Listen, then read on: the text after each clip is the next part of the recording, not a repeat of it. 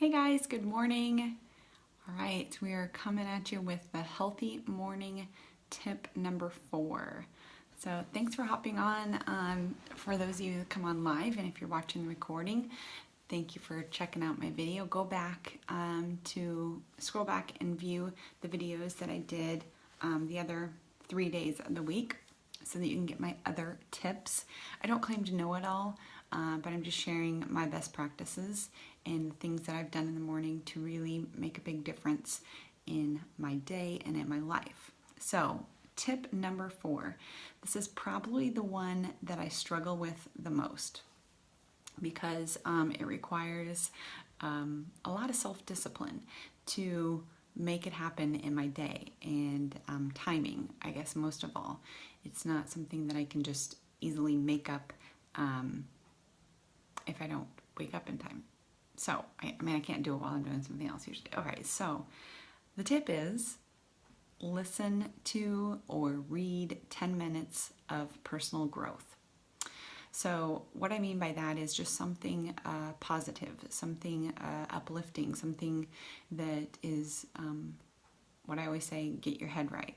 Working on getting your head right, which just means that you're getting rid of the self-doubt, the self-hate, and really just putting positivity into your brain that will produce a positive day. So it's really, in my opinion, important that you spend some time each morning getting your head right for the day, as I call it. And that just means making sure that, of course, you've started your day with gratitude, so you're coming from a place of gratitude, but that you are also having self-love, that you're just working on yourself to become a better person, and that carries over into all other areas of your life.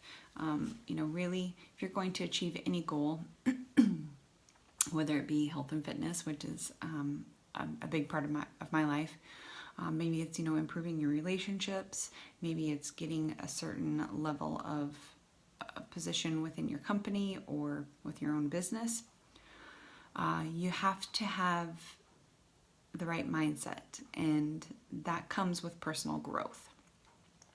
So start your day with a positive mindset, and you'll have a positive day, the rest of your day. So starting, really having that positive mindset right from the start will help you deal with all the other junk of the day, right? So the flat tire, the crabby coworker, the rude person at the gas station, whatever. Having your mindset in a place of gratitude, of being in control of your feelings, and not allowing other people to ruin your day, to influence you in a negative way. Just learning how to deal with other people is a big part of this, and that comes with knowing who you are and growing yourself. So you're going to find that spending these 10 minutes working on you, to be honest, for a lot of, probably 3 years, I heard people tell me that I needed to do personal development, that I needed to spend time on myself, growing myself, and improving myself. And I really almost took that as I took it in a negative way, like I wasn't good enough. That, well, are you kidding me? I'm not gonna. What are you trying to say? That I'm a bad person? That I have stuff to work on? I just took that as a I can't think of the word, not a compliment, but as a whatever the word is. I'm stuck on that now.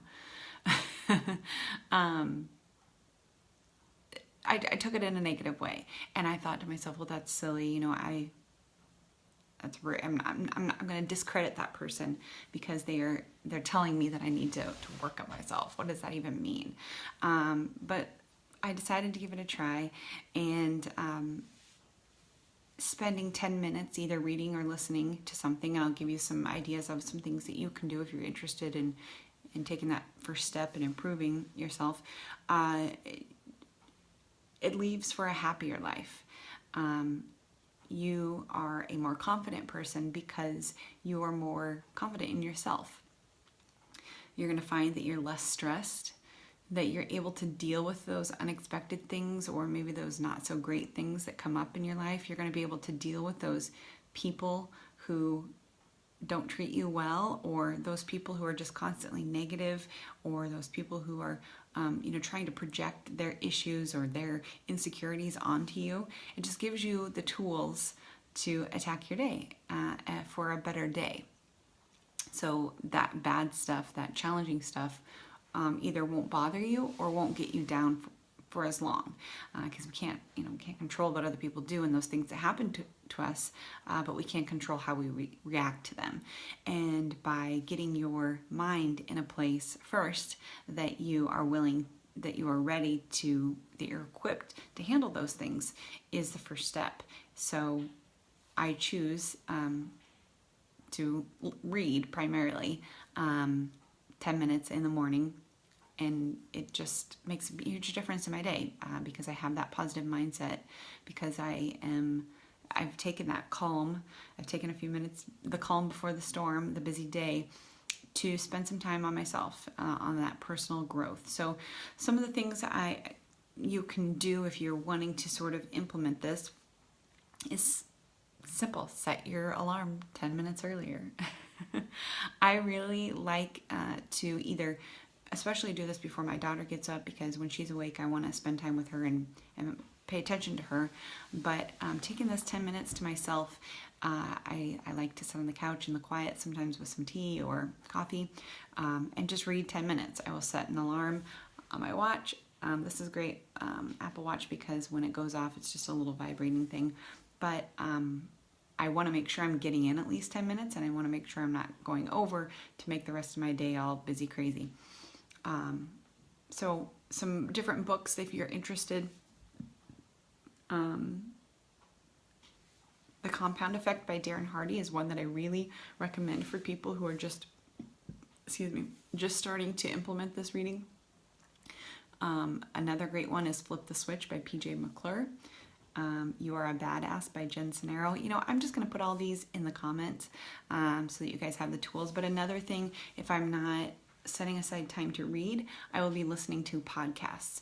So as I'm making breakfast and making lunches, I will be listening to podcasts, and I can really get in, a good amount of listening as I'm doing my morning routine. If you're a commuter, if you drive to and from work, that's more than 20 minutes, would be a great time to listen to podcasts. If you don't know about podcasts, you can just download them to your phone when you're over Wi-Fi, and then you're not streaming them and wasting your data on the road. And I can give you some ideas for podcasts that I like to listen to. Another great resource would be YouTube. And on YouTube, I like to listen to Eric Thomas or Mel Robbins. And those are, again, just people trying to better themselves, not specific to any one certain area, but just more of reaching your goals and improving yourself. It's sort of hard to explain this personal growth, personal development thing, except for that you're just bettering yourself. You're understanding yourself better. You're understanding other people better. And that just helps you deal with people as well as overcome all those personal issues as far as self-doubt, self-hate, that negative self-talk that we sometimes we just get in our heads. And I feel like personal development is a huge resource, a huge avenue for a huge tool for me to overcoming that. So back to my story of going probably 2 or 3 years just denying the positive effect that personal growth can have. After that, after spending 10 minutes, and guys, I'm not perfect. There's days where I just don't do it. Like today, I didn't set my alarm, so I'm up 15 minutes late. But I'm going to either listen to a podcast or somehow make some time for that in my day. But after I decided to commit to personal development and find a book, first of all, it's addicting because once you start reading it, and I wasn't a good reader, so that's why podcasts are a great tool also.